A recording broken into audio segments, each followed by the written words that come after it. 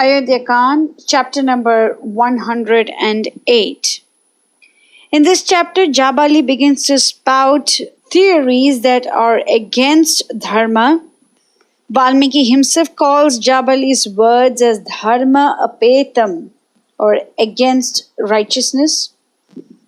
And he starts off the dialogue by calling Rama a common man, an ordinary person, despite being very intelligent.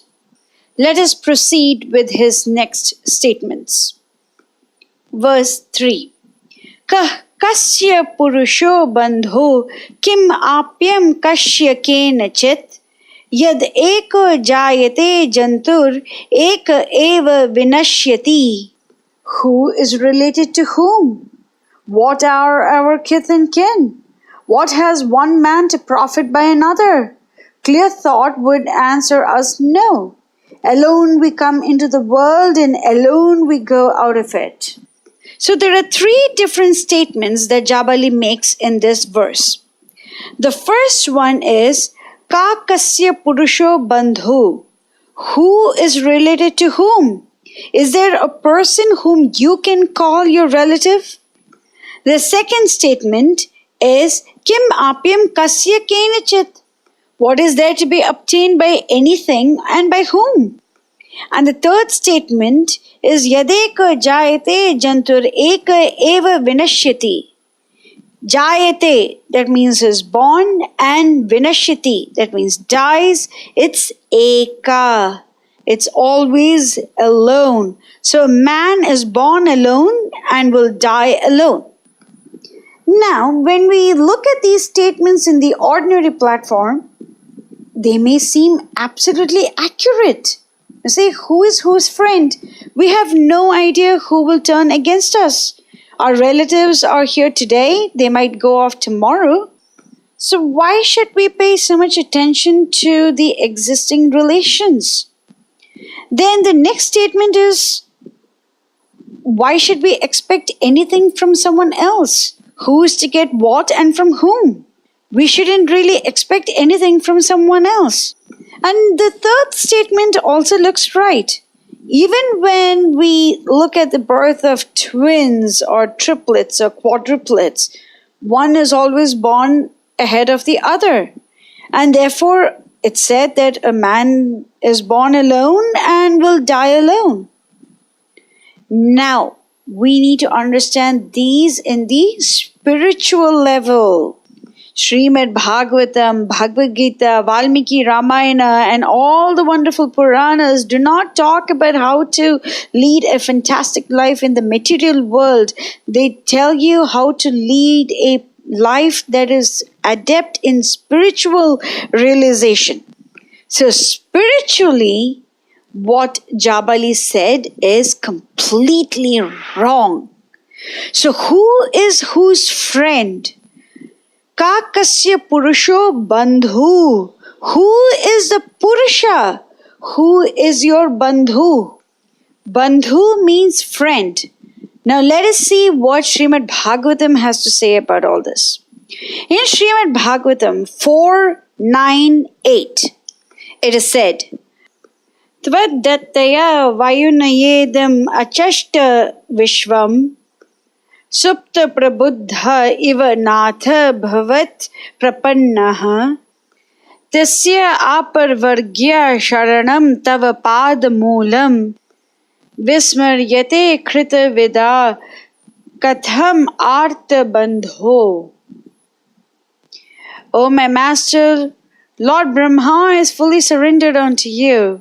In the beginning, you gave him knowledge, and thus he could see and understand the entire universe, just as a person awakens from sleep and visualizes his immediate duties.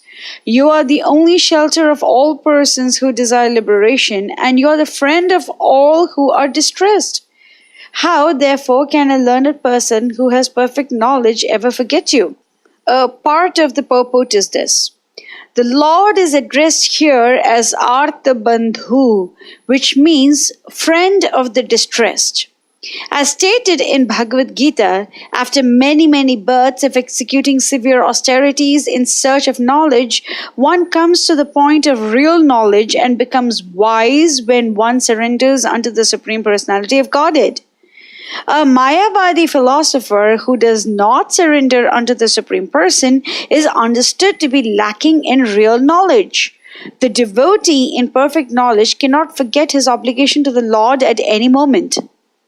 In Srimad Bhagavatam, 10th canto, 3rd chapter, verse 26, it is said, Yo ayam kalastasya te avyakta bandho cheshtam ahus cheshtate yena vishvam nimeshadir vatsaranto mahiyams tam tveshanam kshema dhama prapadye. O inaugurator of the material energy, this wonderful creation works under the control of powerful time, which is divided into seconds, minutes, hours, and years. This element of time, which extends for many millions of years, is but another form of Lord Vishnu. For your pastimes, you act as the controller of time, but you are the reservoir of all good fortune. Let me offer my full surrender unto your lordship. A part of the purport is this. The Lord is addressed here as Avyakta Bandhu, or the inaugurator of the movements of the entire cosmic manifestation. Sometimes the cosmic manifestation is compared to a potter's wheel. When a potter's wheel is spinning, who has set it in motion? It is a potter, of course, although sometimes we can see only the motion of the wheel and cannot see the potter himself. Therefore, the Lord who is behind the motion of the cosmos is called Avyakta Bandhu. Everything is within the limits of time, but time moves under the direction of the Lord, who is therefore not within time's limit. In Nectar of Devotion, chapter 37, it references the Krishna Karnamrita written by Bilvamangala Thakura, where there is an expression of eagerness in ecstatic love. Bilvamangala Thakura says, How miserable it is, my dear Krishna, O friend of the hopeless, O merciful Lord, how can I pass these thankless days without seeing you? A similar sentiment was expressed by Uddhava when he wrote a letter to Krishna and said, My dear Supreme King of Vraja, you are the vision of nectar for the eyes, and without seeing your lotus feet and the effulgence of your body, my mind is always morose. I cannot perceive any peace under any circumstance. Besides that, I am feeling every moment's separation to be like a duration of many long years. In the Krishna Karnamrita, it is also said, My dear Lord, you are the ocean of mercy. With my arms placed upon my head, I am bowing down before you with all humility and sincerity. I am praying unto you, my Lord. Would you be pleased just to sprinkle a little of the water of your glance upon me?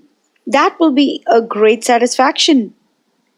A devotee of Lord Krishna said, When even Shashishekara or Lord Shiva is unable to see you, what chance is there for me who am lower than an ordinary worm?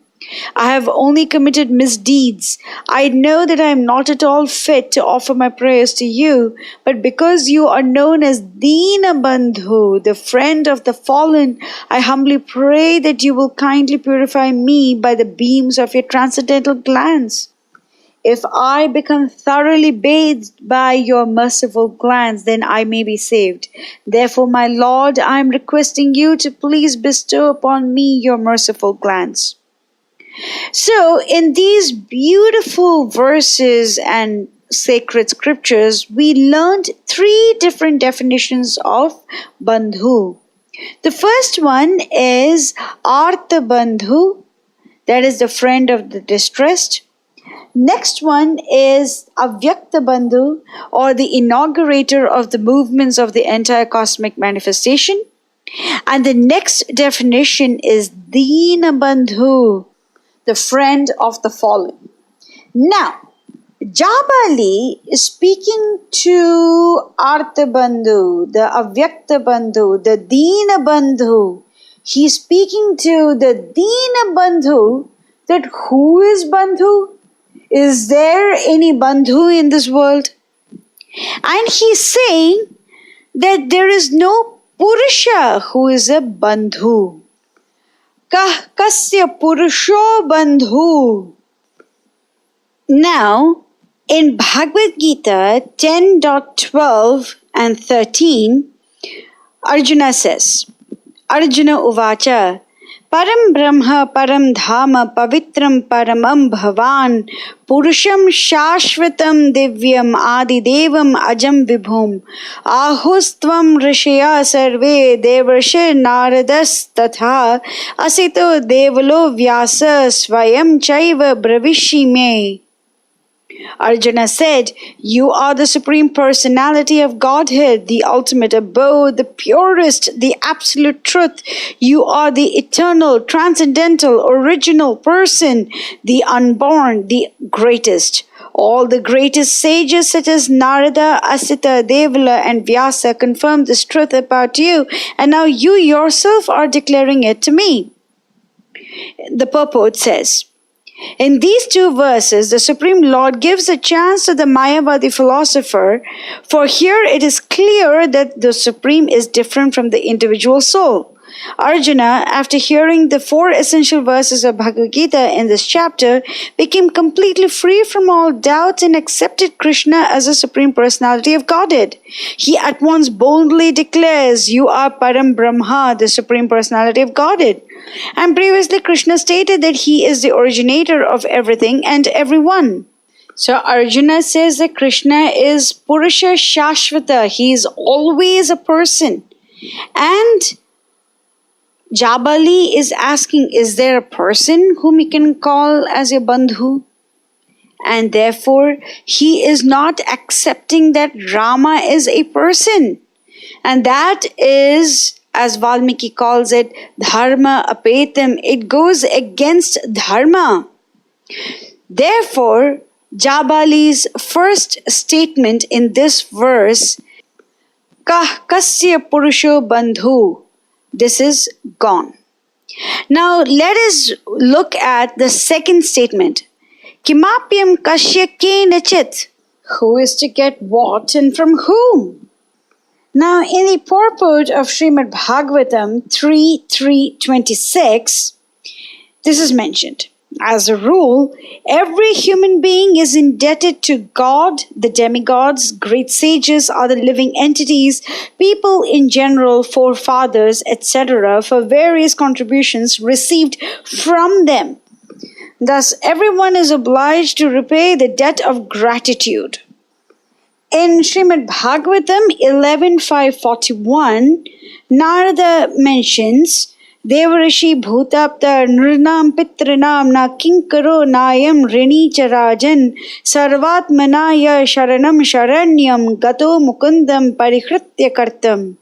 O King, one who has given up all material duties and has taken full shelter of the lotus feet of Mukunda, who offers shelter to all, is not indebted to the demigods, great sages, ordinary living beings, relatives, friends, mankind, or even one's forefathers who have passed away. Since all such classes of living entities are part and parcel of the Supreme Lord, one who has surrendered to the Lord's service has no need to serve such persons separately. So, until and unless one takes the shelter of Lord Rama, there is always some debt that he has to pay to either the devatas or the king or the forefathers or the sages, someone. And Jabali is asking the question, what is there to be obtained by anything and by whom? But the scriptures say that you are born with a lot of debt. And unless and until you take the shelter of Lord Rama, you can never be free of that debt. Therefore, the second statement spoken by Jabali in this verse is wrong. The next one is Yad eko jayate jantur eka eva vinashyati. Every creature is born alone and dies alone. This may be correct in the material sense that even if the birth is that of triplets or twins, one child is always born before the other. Therefore, it may seem as if people are born alone and people die alone. However, this is not true because the scriptures state that the Jivatma and the Paramatma are always together. This is mentioned, for example, in the purport of Bhagavad Gita 2.22. The Jiva soul is struggling very hard on the tree of the material body, but as soon as he agrees to accept the other bird as the supreme spiritual master, as Arjuna agreed to do by voluntary surrender unto Krishna for instruction, the subordinate bird immediately becomes free from all lamentations. Both the Mundaka Upanishad 3.1.2 and the Shvetashvatara Upanishad 4.7 confirm this. Samane vrikshe purusho nimagno nishaya shochati muhyamana jushtam yada pashyate anyam isham asya mahimanam iti vita shoka. Although the two birds are in the same tree, the eating bird is fully engrossed with anxiety and moroseness as the enjoyer of the fruits of the tree. But if in some way or other he turns his face to his friend who is the Lord and knows his glories, at once the suffering bird becomes free from all anxieties. Arjuna has now turned his face towards his eternal friend Krishna and is understanding the Bhagavad Gita from him. And thus hearing from Krishna, he can understand the supreme glories of the Lord and be free from lamentation.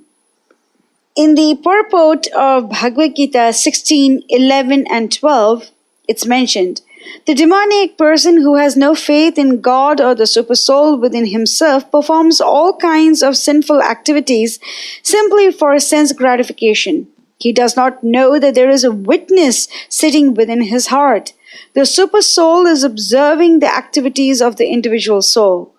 As it is stated in the Upanishads, there are two birds sitting in one tree. One is acting and enjoying or suffering the fruits of the branches, and the other is witnessing. But one who is demoniac has no knowledge of Vedic scripture, nor has he any faith. Therefore, he feels free to do anything for sense enjoyment, regardless of the consequences. In Krishna book, chapter 87, it is mentioned. The personified Vedas continued by saying that the super soul and the individual soul, or Paramatma and Jivatma, cannot be equal in any circumstance, although both of them sit within the same body, like two birds sitting in the same tree. As declared in the Vedas, these two birds, although sitting as friends, are not equal.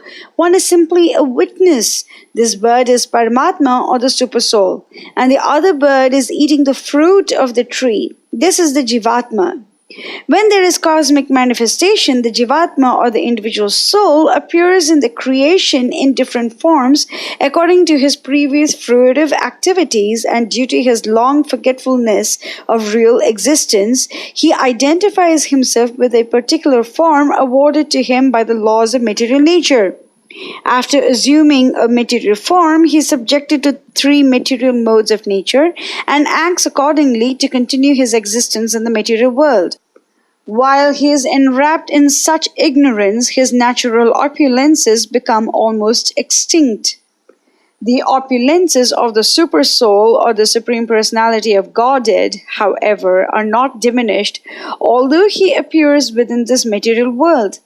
He maintains all opulences and perfections in full while keeping himself apart from the tribulations of this material world.